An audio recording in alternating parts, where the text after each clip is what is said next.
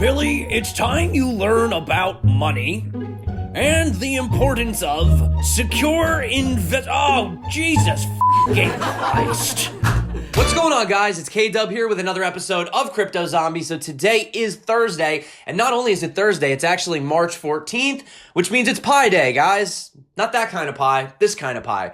Or we could have both kind of pies, why not? So having a look at what is going on, it's a little bit of a mixed day today, okay? So Bitcoin is up 0.13%, not too much, right? So having a look what's going on, you do notice that Bitcoin dominance has gone up 0.1%, so maybe some people are sort of getting a little worried here. What's going on with the prices, right? We had a lot of green for a while, so maybe they're going back into Bitcoin potentially. Now, if we do have a look at the biggest gainers today, we have Qtum up massive, 31%, Lisk 13, Omisego 8, Insight, OneChain, Bytem, Electroneum, Stellar with their new logo, guys. Look at Stellar got a new logo. Nano, Bytecoin, and Metaverse ETP. Now, getting back onto the Bitcoin charts, we're not going to stay on this for too long. I know Bitcoin's really boring lately, but if you notice, we're still staying above this support right here. So as you can see, we touched down here, we tried to touch here, and look, we fell below it, wicked down, had massive volume insurgence, and instantly pulled right back up. So we're still being supported by this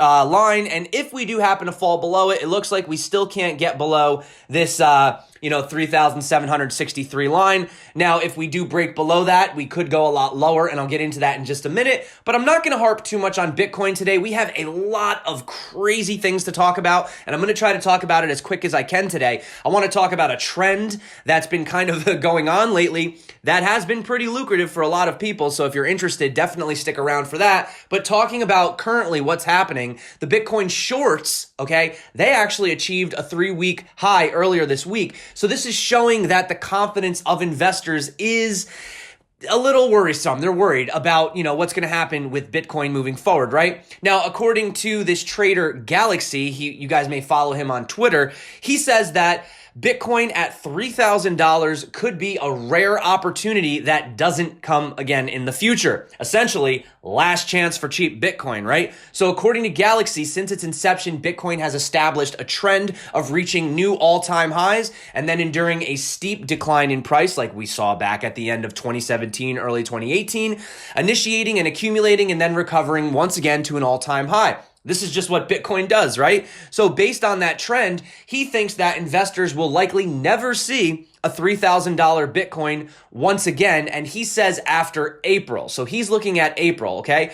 Basically, he says after that, it'll just start a recovery phase, 1 to 2 months of maybe sideways, slowly going upwards, and then hopefully we'll break above that 4,000, 4,300, right? So he goes on to say that although prices may appear to be random to some, they actually create repeating patterns and trends. Observing the pattern makes April the last month of cheap Bitcoin, and now, of course, it will be cheap multiple times in the future, but never $3,000 cheap, right? And he kind of drew this right here, and this was on Twitter, and he said, Bitcoin mirror world, time is almost up, right? So some people have actually been, some people have been saying, hey, reverse Bart, maybe we're going up, right? So that's what he's saying. But also down here, you can see that if Bitcoin fails to clearly break into that $4,000 region and surpass the key resistance levels at 4,200 and 4,300, well, other analysts believe that we will retest these lows. We will go back down to 3,300, maybe 3,100, hopefully no lower than that. But one of them that sort of agrees is Squeeze. And he says unless we break new local highs, which is 4,300, the trend is bearish, expecting at least a dump back down to the green support level, maybe lower. And as you can see right here, well, you can't see because I'm in the way, so let me zoom in differently. He's calling for this type of movement as well, which we have talked about yesterday. So, if we're going to come over to our chart, I know there's a lot of stuff going on right here, but, basically, I don't know, it'd be something like maybe this, and then, we'd fall down here. I don't know. I'm just kind of drawing whatever, but, essentially something, like this, that we would go down, right? So basically, that is that. Now, I want to talk about something that is pretty damn exciting, okay?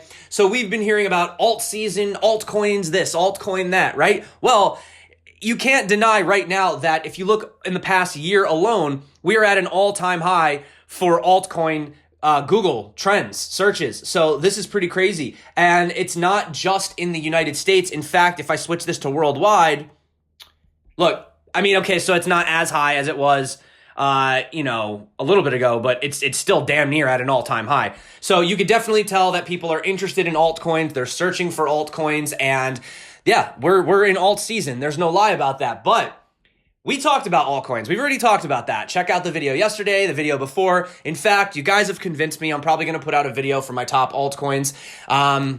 Just objectively speaking, but I think it would be fun regardless. But there is another trend that's going on right now, and it has been pretty lucrative for the people that are able to really jump on this wagon, so to speak. And yeah, you know what that is, guys? It is these exchange offerings. So as you can see right here, by the way, I don't know what is going on with this picture. This guy looks like Steve-O.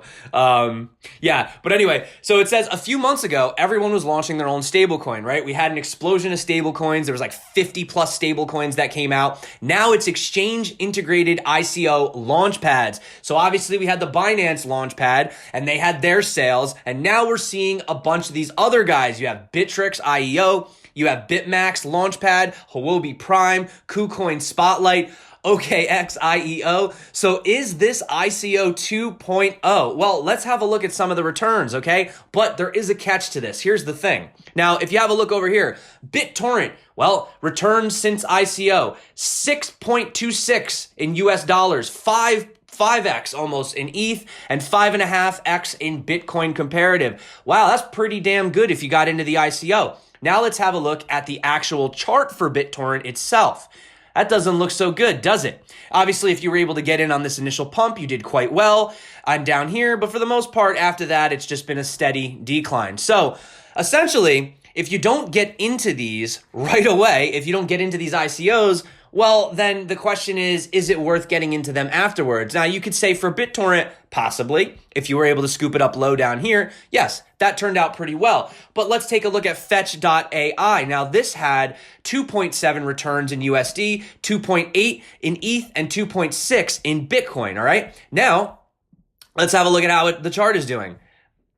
Okay, so if you didn't get this is the Fetch chart. If you didn't get in, here and got this pump, or you're just an excellent swing trader, or you're able to maybe get this pump right here, it's clearly been going down. Now, currently, it may have bottomed out right here. Could be a good time to buy into Fetch now. But the point is that it's really the best for the people that are getting involved in these ICOs. And unfortunately, for US citizens, we're pretty much not allowed in any of these, which is sad because US citizens are most of the people that watch the channel. But hey, could be worse. You could be a US citizen and you could be living in New York, right? So, it's up a percentage today. So have a look at that. Maybe it'll take off now. Could be a good time to enter. Not financial advice. I'm not entering into this, but that's just me. So also you can see right here they are. So you have Binance online, BitMax online. You have Bittrex IEO. This starts this starts today, I guess, or tomorrow.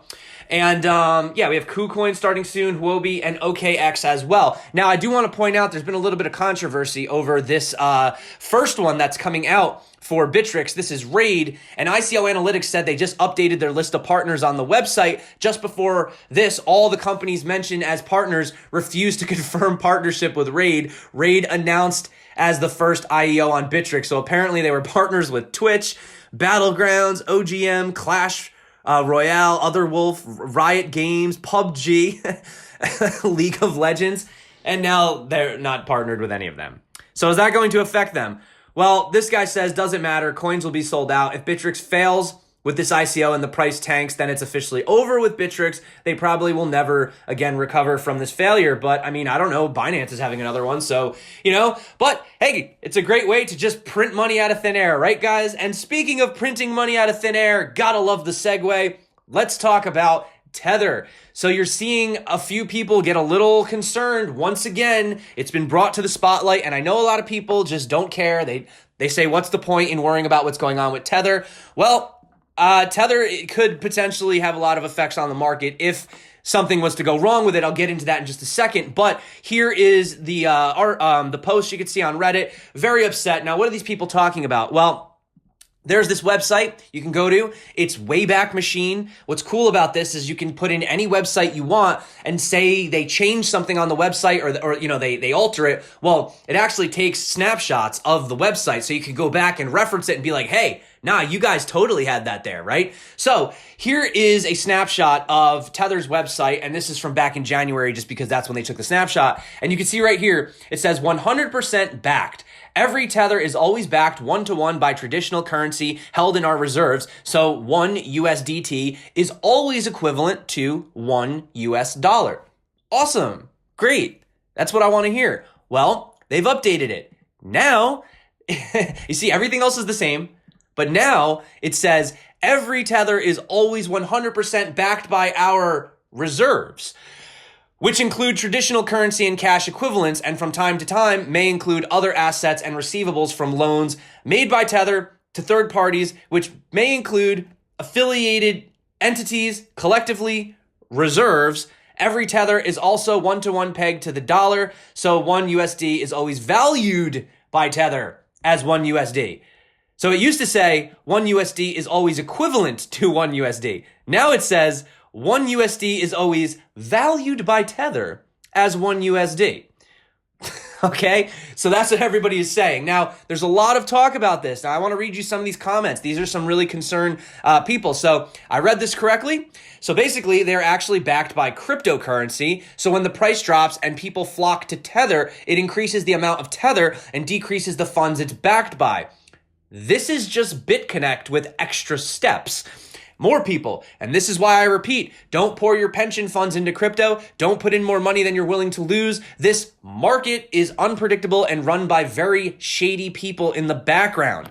Let's go down here a little more. You underestimate the gravity if something like Tether fails. This would be the black swan event in the space where you are not safe in any coin. Actually, not to use my actual terminology, guys, but I put this video out a month ago right here, and it's called, If This Black Swan Event Is True, It Could Seriously Damage the Crypto Space Short Term. And in this video, I go into explaining the situation with Quadriga X, how they're all connected to these other exchanges, and Tether being the focal point. If it was to, turn out that Tether ever went insolvent, it could create some serious issues. If you guys have not seen this video, you have to see it, guys. It's a really incredible video, and it really goes into a lot of the deeper, darker sides of crypto and the exchanges and what these guys are doing, right? But I know what you're saying. Okay, well, Tether, yeah, there's, like we just said, there's 50 other stable coins, right? So you do have this person saying maybe 2 years ago this was true, not really anymore. Plenty of stablecoin alternatives. You have USDC, TrueSD, PAX, DAI.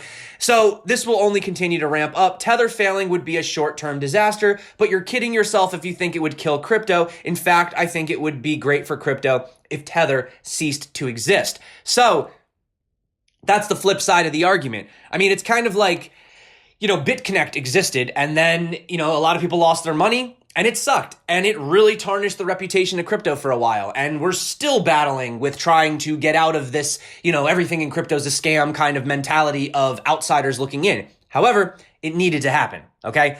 The Ponzi needed to exist, right? It needed to collapse, and, people had to lose their money so that we could learn and we could grow and we can clean the space up. So, arguably, if Tether was to collapse, would it be pretty detrimental short term? Yeah, probably. I think it would be.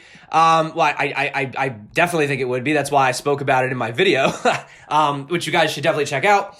But yeah, I mean, eventually we would replace it with something better, but I just wanted to point that out to you guys as well. While we're on the topic of talking about printing money out of thin air, which is what, these big, regulators and bankers are so afraid of, right? That's what we're doing with crypto. Well, how funny is it that you have the European Central Bank, right? So they have this hashtag, Ask ECB, and you can ask them anything, right? So this guy says, where did you get the money for the quantitative easing? Ask ECB. To which they literally reply, as a central bank, we can create money to buy assets. So they're basically saying that they can print money out of thin air, which we all know they could anyway. But yeah, and these guys are like almost looked at as like the central bank of central banks, right? So it's just really funny how like, people criticize what happens in crypto, but yet these guys are openly like, oh yeah, we can make money and we can buy assets with it. Like, it's cool though. We're a bank, no problem. And you can see down here, look, that's a scam. Of course, Matty Greenspan, this guy, buy Bitcoin, right? Holding up the sign. Cool. Can I create some too? I'm sorry, M. That would be considered counterfeiting, right? This is, just tons of BitConnect stuff.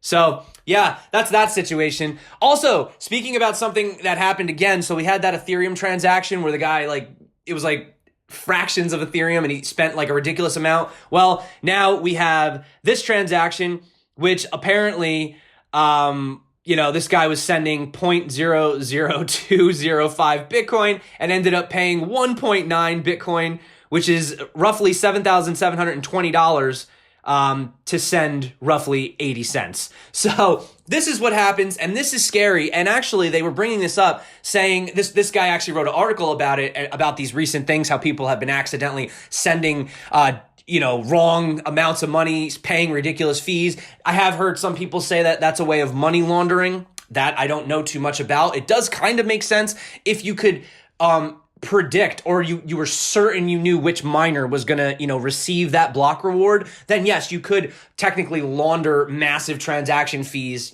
but it seems pretty difficult to achieve. Maybe there's ways you can. But anyway, that's a different topic. This guy goes on to say, I can't even close Microsoft Word without an alert popping up asking me if I want to save my work before I shut down, yet I can send large sums of cryptocurrency worth thousands or even millions of dollars over the blockchain without even a small alert. So, some sort of fail-safe protocol needs to be implemented that checks the average transaction fee of the last X numbers of transactions on the blockchain. If the transaction fee per byte for the current transaction is a certain percentage higher or lower than the average, then it would trigger an alert prompting the user to check their transaction fee. And I know what you're thinking.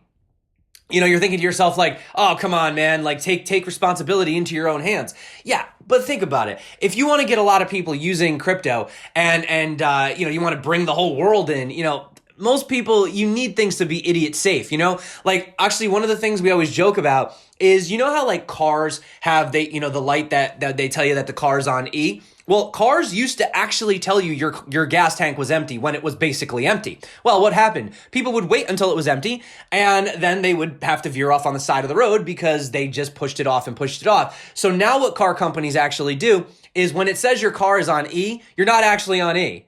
You actually have 10 or 15 more miles that you can actually go, right? And that's like, as my dad would say, it's idiot proof, right? So we do need, nicer UIs and alerts and things like that. So yeah, just making it simpler, you have to make it idiot proof, okay? Just reality. If you want adoption, you have to make it really stupidly simple for people to use and definitely easy so that they don't make these mistakes, right? Now, you do have this guy. I just want to really quick talk about Paul Romer. He's a Nobel Prize winner, and he has shared his opinion along with other experts, saying that he does believe in the potential of blockchain. However, he's not a fan of cryptocurrencies, especially not the way that they work today. He says, it's unimaginable to establish a system in which we trust only one code. These are deal breakers in such systems, which then collapse. Trust is always necessary in such systems.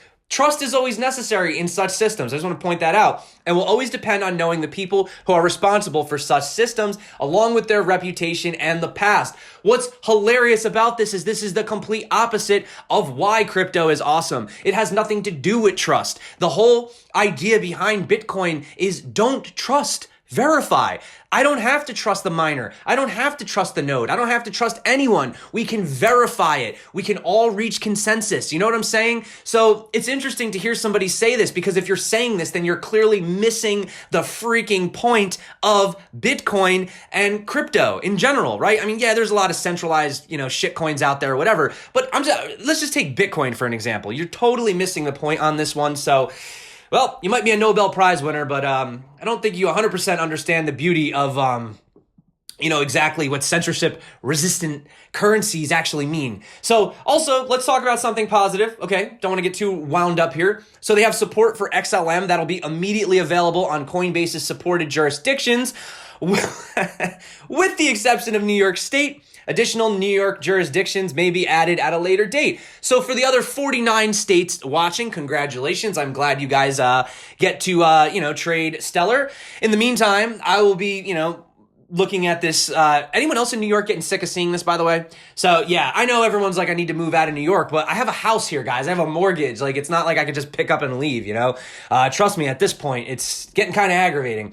Anyway, No one cares about the fact that I can't do anything in New York. Let's talk about electronic market liquidity provider BC2C has won its case against Singapore cryptocurrency exchange Quoine and now can claim over 3,000 Bitcoin. So what is this dispute all about? Well, it basically happened in November and it involves trades that were made by B2C2 on Quoine's platform in April. Now, you guys do know that these exchanges have market makers, right? I mean, it's not like a secret. It's not even like, I mean, I don't even think, it's not, well, I don't know. There's really no laws, I guess, technically for crypto, but, market making is not illegal. I mean, Crown, right? He was a certified market maker. So at the time, Quoine was experiencing what it described as technical difficulties, which resulted in a temporary major liquidity problem. As such, B2C2 was able to place Bitcoin to Ethereum trades at a highly artificial exchange rate of 10 Bitcoin per 1 ETH at the time, making 1 ETH worth around $12,000. Wow, that's pretty incredible. So now a Singapore judge has ruled that Quoine incorrectly reverse the trades without seeking B2C2's permission, opening the door to settlement, which may yet result in a full payout. So B2C2, the cousin of R2D2, looks like we'll have to keep following this as we move forward. Also, we might as well just end on this. So the Basel Committee of Banking Supervision, a group of international banking authorities, has warned that the growth of cryptocurrencies poses a number of risks to banks and global financial stability. Yeah, we know. The committee, part of the Bank for International Settlements, widely considered the central bank of central banks, published a statement on so these guys are the central banks, not the European Central Bank. Okay, maybe, my bad. I guess maybe I read this article and got confused. Anyway, it's still funny what those guys are doing. Long story short, the point is that they basically published a statement saying that the potential risks for banks include liquidity, credit, and market risks, operational risks, including fraud and cyber risks, money laundering, terrorist financing. Yeah, basically the movie Crypto that's coming out. So finally, the committee said that it's working with other global standard-setting bodies and the Financial Stability Board to arrive at guidance on the prudential treatment of banks' exposure to cryptocurrencies in order to appropriately reflect the risk. Yeah. We know how that goes. So guys, that's it for me today. That is it. We are done here. Hey, check it out though. This cab driver, he's got it.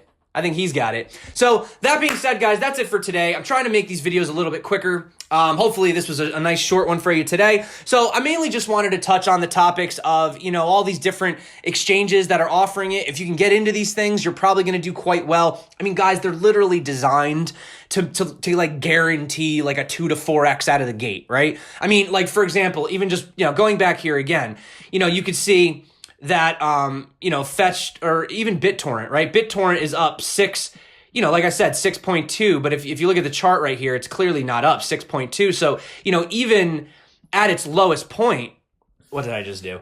Even at its lowest point, it was still making profits for these guys. So that was the point I just wanted to make, guys. So, I mean, if you can get into these things, good luck. It just basically, it's like ICO 2.0 and they're just basically printing money. So that's that. That's what I wanted to talk about. So I want to say thank you so much for everyone that's been coming back to the channel. Obviously, if you hate advertisements as much as most people do, they do help to support the channel. But if they're a pain, you can download Brave Browser totally free. If you use my link, you get $5 worth of tokens and you don't have to watch ads. In fact, you get paid to watch ads. So there you go. Also, keep your ledger safe keep your crypto safe on ledgers. And thank you for everybody that's been using my affiliate link below. You guys rock. I do appreciate it. And that is it for me today. It is Thursday. I have a video coming out later on today. It's an interview with a project that I reached out to. Not sponsored. I actually just reached out to the guys. I really like it. And hopefully you guys will check that out later on today. Hit the bell notification so you guys don't miss that. That being said, thank you so much for everyone that's been liking, subscribing, commenting. You guys rock. My name is K-Dub. This is Crypto Zombie. Until next time, stay crypto and peace out.